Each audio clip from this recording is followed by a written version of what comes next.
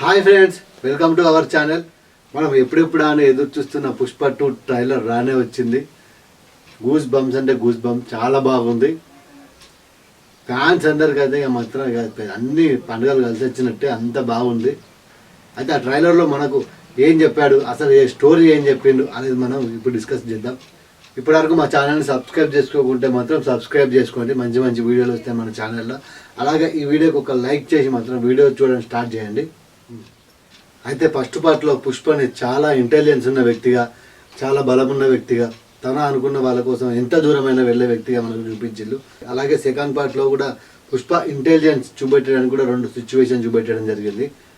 First పార్ట్లోనేమో tanker మీద పాలు కింద దుంగలు పెట్టి ఇలా ట్రాన్స్పోర్ట్ చేయడం. అయితే రోడ్ ట్రాన్స్పోర్ట్ వల్ల పోలీసులకు దొరికే ఛాన్సెస్ ఎక్కువ ఉంటాయి కాబట్టి ఈ సెకండ్ పార్ట్లో ఏం చూపెట్టారంటే, ఈ నదుల ద్వారా కానీ, కాలువల ద్వారా కానీ, వాగుల ద్వారా కానీ ఈ దుంగల్ని ట్రాన్స్పోర్ట్ చేయడం వల్ల అసలు ఎవరికి దొరికే ఛాన్స్ లేదు. ఈ రకంగా పుష్ప 2లో పుష్ప ఇంటెలిజెన్స్ చూపెట్టడం జరిగింది. శ్రీవల్లితో ఒక డైలాగ్ చెప్తాడు, పెళ్ళ మాట మొగడు వింటే ఎలా ఉంటుందో చూపిస్తా అని చెప్తాడు. అది మాత్రం కేక డైలాగు. అయితే ఈ రావు రమేష్ అనే వ్యక్తి ఒక రాజకీయంగా పలుకుబడి కలిగిన వ్యక్తి, ఒక హోదాలో ఉన్న వ్యక్తి. ఏం జరిగినా కూడా తన వల్లనే ప్రజలకు మంచి జరగాలనుకుంటాడు. అయితే పుష్ప చేసే మంచి పనులు ఏంటి అంటే, పేదవాళ్ళకి ఇల్లు కట్టించడం, వాళ్ళకి చదువు చెప్పించడం వంటివి రావు రమేష్కి నచ్చే కావచ్చు అని నేను అనుకుంటా ఉన్నా. అయితే రావు రమేష్కు అగనెస్ట్గా పుష్ప మారుతాడని చెప్పి అనుకుంటున్నా.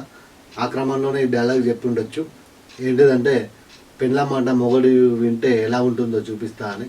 అయితే ఈ సినిమాలో పుష్పకి వ్యతిరేకంగా రావు రమేష్ కానీ, సునీల్ కానీ, అనసూయ కానీ చాలామంది కలిసి, ఫహద్ ఫజీల్ కానీ చాలామంది కలిసి పుష్ప మీద అటాక్ చేసే అవకాశం ఉన్నట్టు పుష్కలంగా కనబడుతుంది. వాళ్ళందరిని ఎదిరించి పుష్ప ఎలా నిల్చున్నాడు, ఎలా రూల్ చేశాడు అనేది ఈ సినిమాలో ఉండబోతుంది.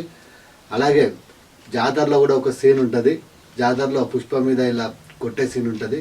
ఆ కొట్టే వాళ్ళు కూడా ఒక సగం గుండు సగం హెయిర్తో ఉంటారు. ఆ సగం గుండు ఆ సగం హెయిర్ ఉన్న వ్యక్తి అసలు జాలరెడ్డి అయితే కాదు. ఎందుకంటే జాలరెడ్డి లాస్ట్లో మాత్రం గన్ను పెట్టి గురిపెట్టి అయితే ఉంటాడు. జాలరెడ్డి అయితే కాదు, ఫహద్ ఫజీల్ అయితే కాదు. ఇక అతను మేబీ కొత్త క్యారెక్టర్ కావచ్చు, కొత్త వ్యక్తి కావచ్చు అని నేనైతే అనుకుంటున్నా.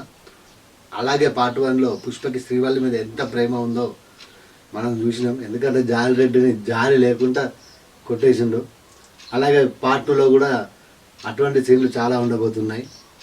మళ్ళీ నాకు మాత్రం హైలైట్ అనిపించిన సీన్ ఏంటిదంటే, ఇలా కాలు పెట్టి ఇలా తగ్గేదిలే అనే సీన్ మాత్రం చాలా చాలా బాగుంది. ఆ షాట్ మాత్రం సూపర్ తీసిండు సుకుమార్ గారు. చాలా అంటే చాలా బాగుంది, ఎక్సలెంట్ ఉంది. అంటే పుష్ప యొక్క రౌద్రాన్ని మనం 100% ఇలా చూడబోతూ ఉన్నాం. అసలు పుష్ప సాధించింది ఏంటి, ఎలా రూల్ చేశాడు అనేది మాత్రం ఈ సినిమాలో డీటెయిల్గా చూపించబోతున్నారు. అలాగే ఈ సినిమాలో మరో మంచి క్యారెక్టర్ చేసిన ఫహద్ ఫజీల్ మనందరికీ తెలుసు. ఆ డైలాగ్ ఫేమస్ అయిన డైలాగ్, పార్టీ లేదా పుష్ప అనే డైలాగ్. దానికి రివర్స్లో పార్టీ ఉంది పుష్ప అని చెప్పడం మాత్రం చాలా హైలైట్ అంటే హైలైట్. చాలా రూత్లెస్ పోలీస్ ఆఫీసర్గా ఫహద్ ఫజీల్ చూపించబోతున్నారు. డి అంటే డి అన్నట్టు పుష్ప, ఫహద్ ఫజీల్ ఇద్దరు ఢీ కొనబోతున్నారు. అది మాత్రం ప్రేక్షకులందరికీ, ఫ్యాన్స్ అందరికీ మాత్రం పండగ బీభత్సం అంతే. మనం ఫస్ట్ పార్ట్లో చూసినాం పుష్ప ఫహద్ ఫజీల్ని ఎలా ట్రీట్ చేస్తాడో. దానికి రివెంజ్ తీసుకునే క్రమంలో ఫహద్ ఫజీల్ ఏం చేశాడు, పుష్ప నుంచి అవన్నీ ఎలా లాక్కోవడానికి ప్రయత్నం చేశాడు, ఇవన్నీ కూడా ఒక రేంజ్లో చూపించబోతున్నారు. ఇంకా చాలా చాలా ఉన్నాయి చెప్దామంటే ట్రైలర్లో.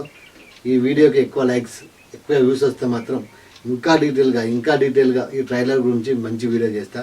మీ అందరి సపోర్ట్ నాకు కావాలి. అందరూ లైక్ చేయండి, కామెంట్ చేయండి ఈ వీడియో మీకు ఎలా అనిపించిందో. అలాగే ఇప్పటి వరకు సబ్స్క్రైబ్ చేసుకోకుండా మాత్రం ఒక సబ్స్క్రైబ్ చేసుకోండి. Thank you.